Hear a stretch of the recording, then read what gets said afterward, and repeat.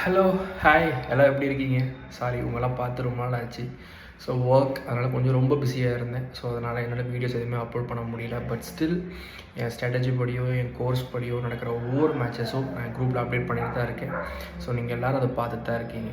So இன்றைக்கான video எதுக்காக அப்படின்னா, the most long weighted strategy அப்படின்னா அது வந்து லிக்விடிட்டி ஸ்ட்ராட்டஜி தான்.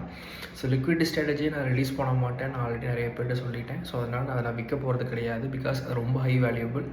ஸோ அதுக்கு ஈக்குவலான ஒரு கோர்ஸ் ஒன்று இருக்கணும், அதுவும் கிரிக்கெட்டில் இருக்கணும்.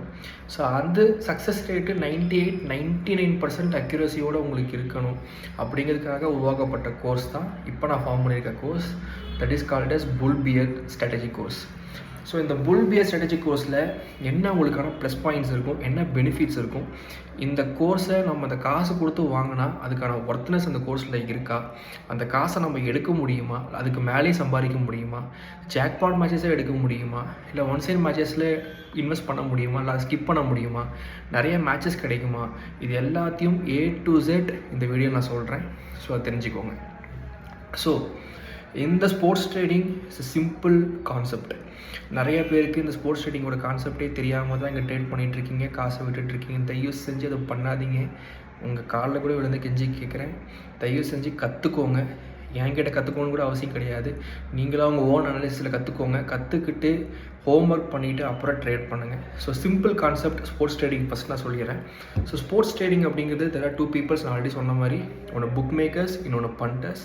ஸோ புக் மேக்கர்ஸ் அப்படிங்கிறவங்க தான் இந்த வெப்சைட்ஸ் நடத்துகிறவங்க, இந்த ஆர்ட்ஸில் மூவ்மெண்ட் பண்ணுறவங்க.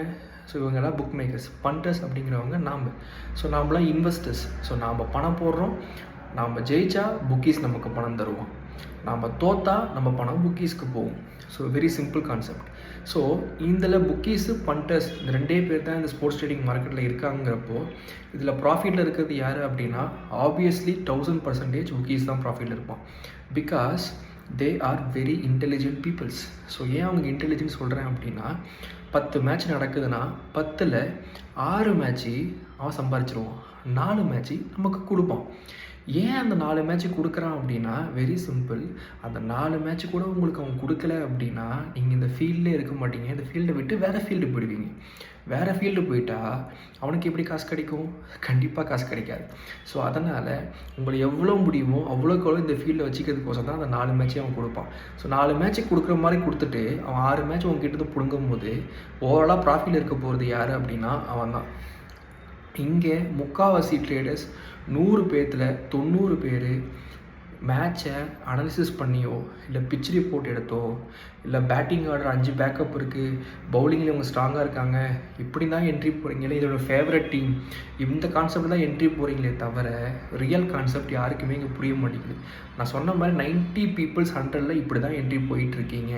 இது ஃபேவரட் டீம், இன்றைக்கி இந்த டீமில் பிச்சு இப்படி இருக்குது, பேட்டிங் பிச்சு, இது பவுலிங் பிச்சு, இவங்களை சப்போர்ட் பண்ணணும், இந்த டீமில் batting strong, bowling strong, weather report இப்படி இருக்குது, மழை பெய்யும், அதனால் பிச்சு மாறும், டியூ வரும், இதெல்லாம் ஒர்க் அவுட்டே ஆகாதுங்க. ஆகும், நான் ஆகாதுன்னு சொல்ல, பட் 3 மேட்ச் ஆகும், 3 மேட்ச் லாஸ் ஆகும். ஸோ அதில் என்ன யூஸ் இருக்குது? ஒரு யூஸும் கிடையாது. ஸோ இங்கே கான்செப்டே என்ன அப்படின்னா, நான் ஆல்ரெடி சொன்ன மாதிரி bookies and benders. So bookies so அவங்க என்ன பண்ணுறாங்க அப்படிங்கிறத நம்ம ஃபஸ்ட்டு புரிஞ்சுக்கணும். நான் ஆல்ரெடி சொன்ன மாதிரி அந்த 4 மேட்ச் அவன் கொடுப்பான், 6 மேட்ச் பிடுங்குவான்னு நான் சொன்னேன் கரெக்டாக.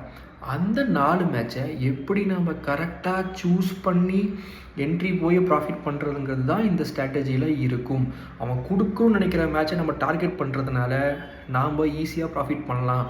அதாவது ஒரு மேட்ச்சில் 2 டீம் தாங்க, A or B. இந்த 2 டீமில் ஒரு டீமை கண்டுபிடிச்சி நம்மளால் ப்ராஃபிட் பண்ண முடியலன்னா நாம் ஏன் இந்த ஃபீல்டில் இருக்கணும்? Very simple. 2 டீம், நான் ஒன்று 10 டீமில் ஒன்று சூஸ் பண்ண போகிறது கிடையாது. Just 2 A or B. இந்த A or Bயில் ஒரு டீம் சூஸ் பண்ண போகிறோம். அந்த டீமை நீ பர்ஃபார்ம் பண்ணால் நம்ம ட்ரேட் பண்ணி ப்ராஃபிட் பண்ண போகிறோம், பர்ஃபார்ம் பண்ணால் நம்ம லாஸ் பண்ண போகிறோம். பட் இங்கே எல்லாருமே லாஸ் தான் பண்ணுறீங்க அப்படின்னா 2 டீமில் ஒரு டீம் கண்டுபிடிக்க முடியல. யோசிங்க கொஞ்சமாக, அது 2 டீமில் ஒரு டீம் கண்டுபிடிக்கிற அளவுக்கு நம்ம லாஸ் பண்ணுறோம்னா ஏன்னா because they are very intelligent peoples. So நம்ம பிரெயினை யூஸ் பண்ணி நமக்கு பிடிச்ச டீம் மேலேயோ, நம்ம அனலைசிஸ் பண்ணுற டீம் மேலேயோ போகாமல் அவனோட பிரெயினை நம்ம யூஸ் பண்ணி அவன் எந்த டீமை சப்போர்ட் பண்ணுறானோ, அவன் எந்த டீம் மேலே இருக்கானோ அந்த டீம் மேலே போகும்போது நாம் 1000% ப்ராஃபிட்டில் இருக்கலாம். 100% நான் ஷுவராக சொல்கிற ப்ராஃபிட்டில் இருக்கலாம்.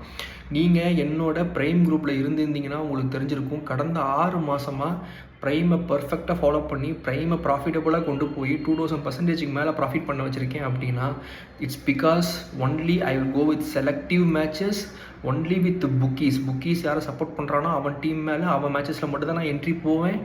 அதனால தான் சக்ஸஸ் ரேட்டோடு நான் இருக்கேன். இந்த 6 மாதத்தில் நான் வந்து கிட்டத்தட்ட ஒரு குரூப்பில் எனக்கு தெரிஞ்சு ஒரு 82 மேட்சஸ் கொடுத்துருப்பேன். இந்த 6 மாதத்தில் 82 மேட்சஸில் நான் லாஸ் பண்ண மேட்சஸ்ன்னு பார்த்தீங்கன்னா ஒரு 3 or 4 கூட ரியாலிட்டியில் இருக்காது.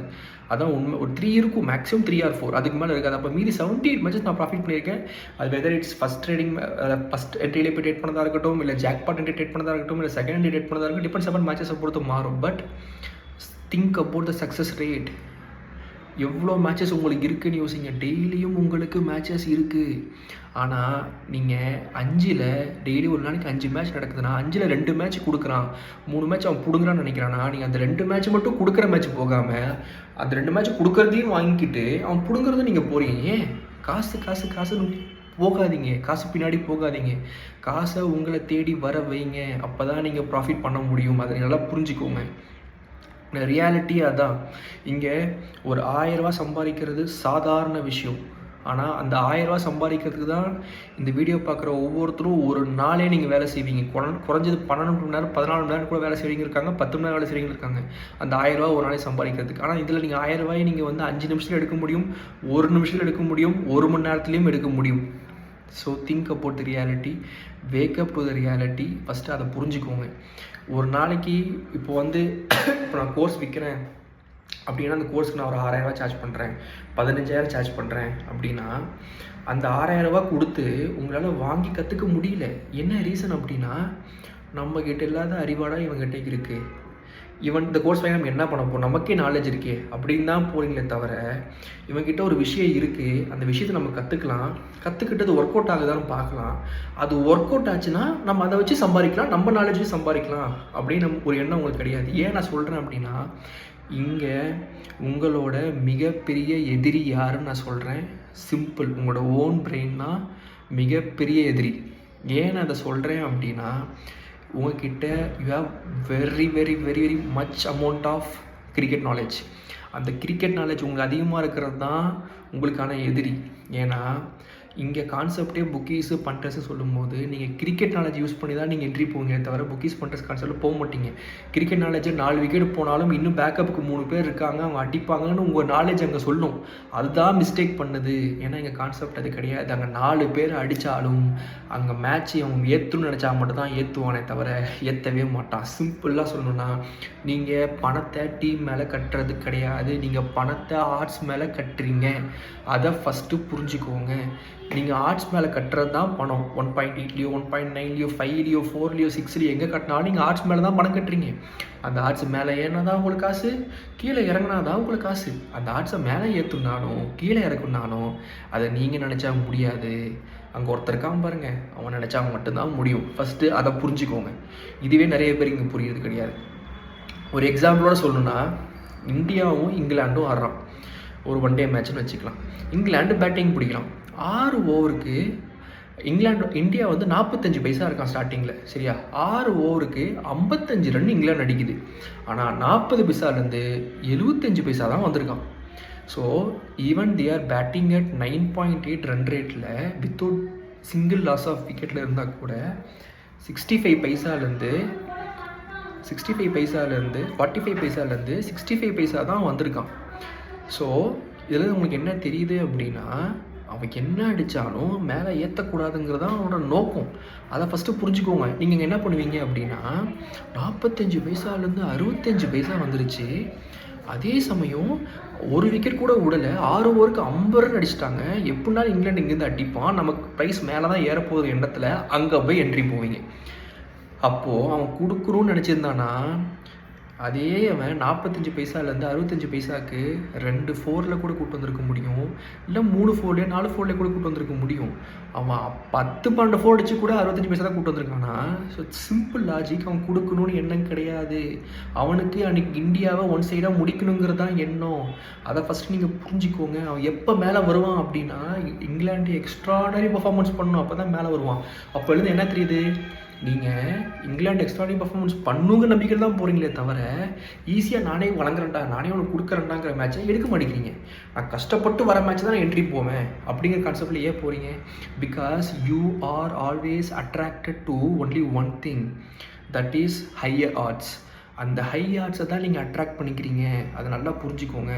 ஒரு ஆர்ட்ஸ் வந்து 2.5க்கு மேலே போயிடுச்சு, 3 போயிடுச்சு, 3.5 4 போச்சுனாலே உங்கள் மனசு என்ன சொல்லணும்னா 4 ஆர்ட்ஸில் இருக்கான், 2 விக்கெட் தான் போயிருக்கு, 3 விக்கெட் தான் போயிருக்கு, 7 பேட்ஸ்மேன் இருக்காங்கிற எண்ணத்தில் அவ்வளோ காசு கிடைக்குது, க்ரீன் மணி நிறையா கிடைக்குதுங்கிற எண்ணத்தில் தான் நீங்கள் என்ட்ரி போகிறீங்களே தவிர கான்செப்டை புரிஞ்சு என்ட்ரி போக மாட்டேங்கிறீங்க.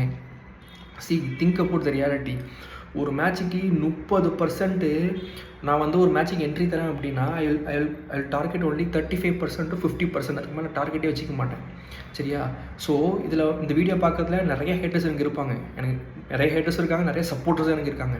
ஸோ இந்த ஹேட்டர்ஸ் என்ன சொல்லுவாங்கன்னா 35% ப்ராஃபிட் பார்க்குறான் ஒரு மேட்சுக்கு, இதெல்லாம் ஒரு ப்ராஃபிட்டா? இதெல்லாம் ப்ராஃபிட் பண்ணால் எப்படி அவன் சம்பாதிப்பான்? இதெல்லாம் ஒரு யூஸே கிடையாது, லாஸ் ஆனால் மொத்தமாக போயிடும் அப்படின்னு தான் சொல்லுவான். சரியா? ஹேட்டர்ஸ். ஸோ அந்த 35% கூட சம்பாதிக்க வக்கில்லாமல் இருக்கிறவங்க தான் நிறைய பேர் பேசுவாங்களே தவிர 35% சாலிடாக ஒவ்வொரு மேட்சும் நான் சம்பாதிக்கிறேன்னா எனக்கு எந்தளவுக்கு திறமை இருக்குன்னு நீங்கள் ஃபஸ்ட்டு யோசிச்சு பாருங்கள். நான் ஏன் 35% நான் டார்கெட் வைக்கணும்? Very simple. பிகாஸ் இப்போ அந்த 35% டார்கெட் வச்சுருக்கானே இவ்வளோ சிப்பராக சம்பாதிப்பான் அப்படி சொல்கிறான்ல, அவனுக்கு நான் பதில் சொல்கிறேன். நான் உங்களை மாதிரி எல்லா மேட்சும் லாஸ் பண்ணிக்கிட்டே இருக்க மாட்டேன். 35% டார்கெட் வச்சாலும் நான் சூஸ் பண்ணுற மேட்சஸ்ஸு 99% அக்யூரசி இருக்க மேட்ச் தான் சூஸ் பண்ணி மட்டும்தான் நான் என்ட்ரி போவேனே தவிர உங்களை மாதிரி எல்லா மேட்சும் கண்ணா தோன்ற மேட்ச்லாம் என்ட்ரி போயிட்டு இருக்க மாட்டேன். ஸோ அதனால் நான் மாதத்துலேயே ஒரு மேட்சோ இல்லை 2 மேட்சோ 3 மேட்சோ தான், 3 மேட்ச்லாம் இது வரைக்கும் வந்து பல வருஷம் ஆகிடுச்சு. மாதத்தில் 2 மேட்ச்சில் ஒரு மேட்ச் தான் நான் லாஸே பண்ணுவேன். 20-22 மேட்ச் நான் ட்ரேட் பண்ணி ப்ராஃபிட் பண்ணுவேன். ஸோ எனக்கு லாஸ் பர்சன்டேஜ் கம்மி, வின்னிங் பர்சன்டேஜ் அதிகம். எனக்கு 35% பெரிய விஷயம். ஏன்னா because my loss is very low, because I choose only perfect matches. ஒரு மாதத்தில் 60 மேட்ச் நடக்குதுன்னா 60ல் 25 மேட்ச் தான் நான் என்ட்ரி போவேன். 25 மேட்ச் எனக்கு கிடைக்கிற மேட்ச் மட்டும் தான் என்ட்ரி போவேன். அது 10 கிடைச்சாலும் அதுதான், 40 கிடைச்சாலும் நான் போவேன். ஆனால் என் ஸ்ட்ராட்டஜி படி கிடைச்சா மட்டும் தான் நான் என்ட்ரி போவேன். உங்களை மாதிரி கண்ணா பின்னான்னு போயிட்டு இருக்க மாட்டேன். எனக்கு 35% is bigger, because I am trading more then 20 match ஒரு மாதத்தை ஆட் பண்ணும்போது எனக்கு 35%னா கிட்டத்தட்ட எத்தனை பர்சன்ட் யோசிச்சு பாருங்கள். So think about the reality. So இப்போ இந்த நீங்கள் வந்து டெய்லியும் குரூப்பில் இருக்கீங்க, டெய்லியும் போடுறேன் என் ஸ்ட்ராட்டஜி படிட்டு நினச்சிட்டு நான் என்ன லூஸாக அதெல்லாம் போகிறதுக்கு கொஞ்சமாவது யோசிங்க. அந்த போகிறத பார்த்துட்டாவது ஒரு சில பேர் எனக்கு கால் பண்ணி கேட்பாங்க, இந்த மாதிரி சார் இந்த மாதிரி ப்ரோ இந்த மாதிரி போடுறீங்களே இந்த ஸ்ட்ராட்டஜி எப்படி ஒர்க் அவுட் ஆகுமா அப்படின்னு கேட்குறீங்க நிறைய பேர் உண்டு. ஆனால் என் குரூப்பில் இவ்வளோ பேர் ட்ராவல் பண்ணுறீங்க, ஒரு 400 பேர் குரூப்பில் இருப்பீங்க. அந்த 400 பேர்த்தில் 350 பேர் அந்த ஸ்ட்ராட்டஜி ஸ்க்ரீன்ஷாட் பார்த்தாலும் அதை பற்றி கேட்கணும் என்ன வராது. பிகாஸ் அவங்ககிட்ட காசு இல்லாமல்னு கிடையாது, காசு இல்லைன்னு நான் யார்கிட்டையும் நான் சொல்லவே மாட்டேன். பிகாஸ் உங்களால் ஒரு மேட்ச்லேயே 6000 சம்பாதிக்க முடியும். அந்த 6000 நீங்கள் நான் சம்பாதிக்கணும்னு வச்சு நீங்கள் காசு கோர்ஸ் கொடுத்து நீங்கள் வாங்கியிருந்தா கூட அந்த 6000 வச்சு நீங்கள் பெருசாக சம்பாதிச்சிருக்கவும் முடியும். ஆனால் நீங்கள் வாங்க மாட்டீங்க. பிகாஸ் உங்கள் இடத்துல உங்கள் பிரெயின் தான் பெருசு நீங்கள் நினைக்கிறீங்க. அதை ஃபஸ்ட்டு புரிஞ்சுக்கோங்க. அது கிடையாது. உங்கள் பிரெயின் தான் உங்களுக்கு முதல்ல எதிரி. அதை ஃபஸ்ட்டு நீங்கள் புரிஞ்சுக்கோங்க. உங்கள் பிரெயினை விடுங்க, எங்கள் கான்செப்டை ஃபஸ்ட்டு புரிஞ்சுக்கோங்க. எங்கிட்ட கோர்ஸ் வாங்க நான் சொல்ல கிடையாது, நீங்களாம் உங்கள் கான்செப்டை கற்றுக்கிட்டு பண்ணுங்கள். ஆனால் உங்கள் பிரெயினை நம்பி போகாதீங்க. ஏன்னா உங்கள் பிரெயினில் இருக்க அந்த நாலேஜ் தான் உங்களுக்கான எதிரி. அதை ஃபஸ்ட்டு நீங்கள் புரிஞ்சுக்கோங்க. ஓகே? ஸோ சாரி, ஒரு அட்வைஸ் பண்ணுற மாதிரி ரொம்ப லாங் வீடியோ போயிடுச்சு. Let's come to the strategy point. Okay? So இந்த புல் பியர் ஸ்ட்ராட்டஜி